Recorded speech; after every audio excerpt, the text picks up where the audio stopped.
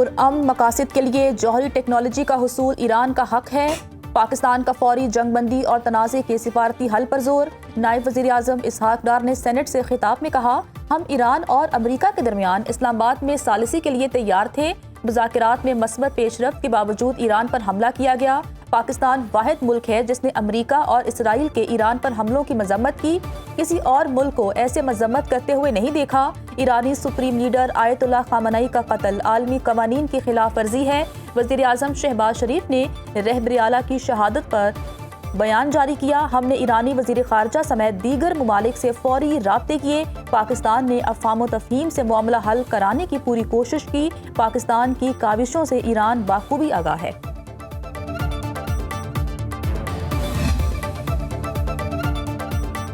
وزیر اعظم کا خطے میں کشیدہ صورتحال پر تمام سیاسی قیادت کو اعتماد میں لینے کا فیصلہ۔ اپوزیشن اور سیاسی جماعتوں کو مشرق وسطی جنگ پر کل ان کیمرہ بریفنگ دی جائے گی۔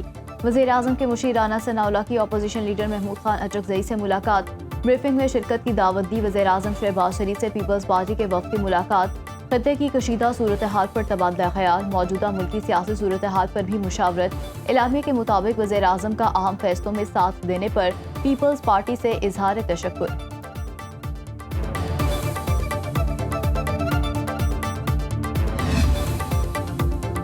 ایران پر مسلط جنگ کا ایجنڈا اسرائیلی اثر کو پاکستانی سرحد تک لانا ہے۔ ایران معاہدے پر رضامند تھا، صہیونی ایجنڈے میں پاکستان کو غیر محفوظ کرنا شامل ہے۔ پاکستانی قوم کو سازش اور اصلی دشمنوں کے عزائم سمجھنے کی ضرورت ہے۔ وزیر دفاع خواجہ آصف کہتے ہیں، مسلم دنیا کو اپنی بقا کے لیے متحد ہونا ہوگا۔ صہیونیت انسانیت کے لیے خطرہ ہے۔ اسرائیل کے قیام سے آج تک مسلمانوں پر جو بھی قیامت ٹوٹی اس کے پیچھے صہیونی سوچ ہے۔ بڑی طاقتیں صہیونیت کی یرغمال ہیں۔ وطن عزیز ایک ایٹمی طاقت ہے، پاک فوج کا لوہا دنیا میں مانا جاتا ہے۔ امریکہ اور اسرائیل کے تازہ حملوں میں پاسداران انقلاب کے 5 اہلکار شہید۔ تہران، اصفہان اور بوشہر میں دھماکے۔ تہران میں ایرانی سرکاری ٹی وی کو نشانہ بنانے کی تصدیق۔ اسرائیلی فوج کا ایرانی کمیونیکیشن سینٹر تباہ کرنے کا دعویٰ۔ انسانی حقوق کی تنظیم ہرانہ کے مطابق 24 گھنٹے کے دوران امریکہ اور اسرائیل کے حملوں میں 85 ایرانی شہری اور 11 فوجی شہید۔ 28 فروری سے اب تک 787 شہادتیں ہو گئیں۔ شہداء میں 176 بچے بھی شامل ہیں۔ امریکی فوج کا خلیج عمان میں 11 ایرانی بحری جہاز تباہ کرنے کا دعویٰ۔ میناف اسکول پر امریکی اور اسرائیلی حملے میں شہید طالبات کی اجتماعی نماز جنازہ ادا، ہزاروں افراد کی شرکت۔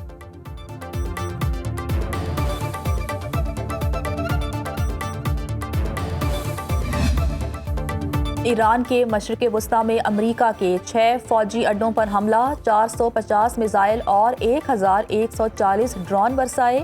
ریاض میں امریکی سفارت خانے پر 2 ڈرون داغے۔ دھماکے کے بعد عمارت کو آگ لگ گئی۔ سعودی وزارت دفاع کے مطابق امریکی سفارت خانہ پہلے ہی خالی کرا لیا گیا تھا۔ عمارت کو جزوی نقصان پہنچا۔ ریاض کے ڈپلومیٹک کوارٹر میں بھی دھماکے۔ دبئی میں آسٹریلوی ایئر بیس المنہات کو ڈرون سے نشانہ بنایا۔ پاسداران انقلاب کا کویت میں عارف جان امریکی فوجی اڈے پر 10 ڈرون داغنے کا دعویٰ۔ بغداد میں امریکی فوجی اڈے کے قریب دھماکے۔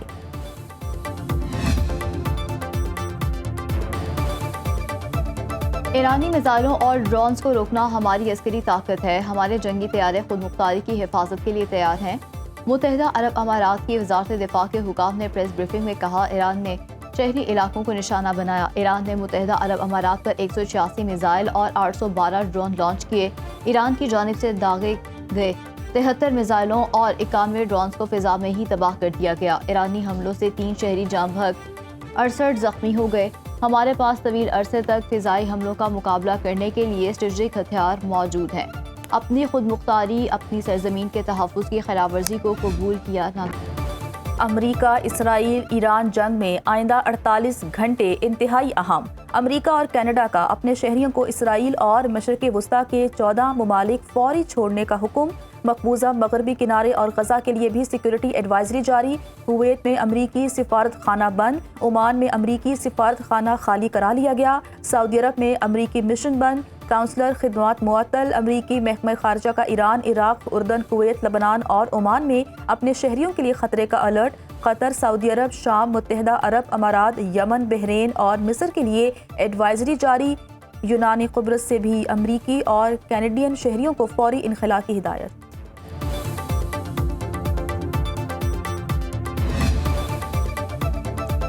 ایران کے خلاف آپریشن کا اگلا مرحلہ کہیں زیادہ سخت ہوگا۔ مکمل توجہ ایران کے میزائل پروگرام اور بحری طاقت کو تباہ کرنے پر ہے۔ امریکہ فی الحال زمینی افواج ایران میں داخل کرنے کی پوزیشن میں نہیں۔ امریکی وزیر خارجہ مارکو روبیو کا کہنا ہے ایران میں رجیم چینج موجودہ امریکی فوجی آپریشن کا باضابطہ ہدف نہیں۔ ایرانی عوام خود موجودہ حکومت کا تختہ الٹ دیں تو امریکہ خیر مقدم کرے گا۔ امریکہ نے جان بوجھ کر کسی اسکول کو نشانہ نہیں بنایا۔ ایران پر حملوں میں بڑے پیمانے پر اموات ہوئی۔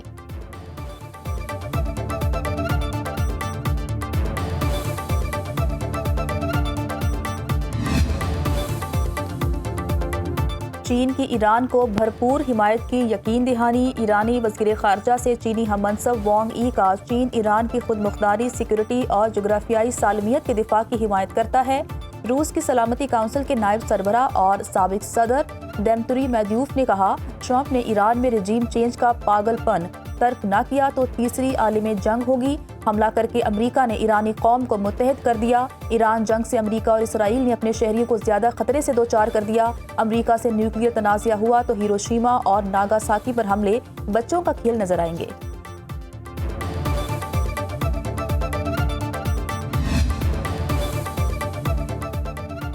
آیت اللہ خامنائی کو نشانہ بنانے کے لیے اسرائیل نے تہران کے ٹریفک کیمروں کو بھی ہیک کیا۔ برطانوی اخبار کی رپورٹ، کیمروں کی ویڈیوز خفیہ طور پر تل ابیب منتقل ہوتی رہیں۔ پاسور اسٹریٹ پر محافظوں اور ڈرائیوروں کی نقل و حرکت مسلسل نگرانی میں رہی۔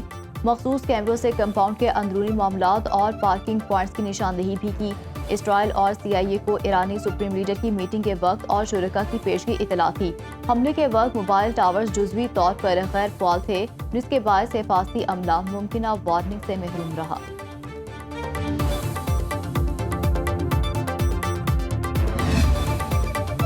اسپتالوں پر حملہ زندگی پر وار ہے، اسکولوں کو نشانہ بنانا قوم کے مستقبل پر حملہ ہے۔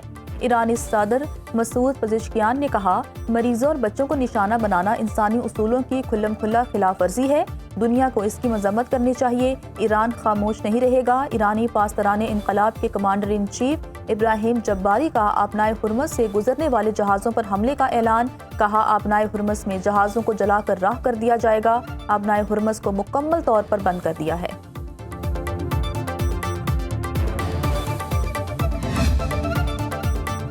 جنگی جنون میں مبتلا اسرائیل دنیا کا امن تباہ کرنے پر تل گیا۔ لبنان میں فضائی حملوں کے بعد بڑی فوج بھی بھیج دی۔ اسرائیلی وزیر دفاع کا فوج کو لبنان کے مزید علاقے پر قبضہ کرنے کا حکم۔ صہیونی فوج کا سرحدی علاقوں میں آپریشن۔ لبنانی حکام کے مطابق اسرائیلی فوج نے 7 فوجی مراکز خالی کرا دیے۔ ترجمان اسرائیلی فوج کا کہنا ہے ایران کے خلاف آپریشن ہفتوں جاری رہے گا۔ اسرائیل کی حالیہ کارروائی میں 52 لبنانی شہید، 154 زخمی ہو چکے۔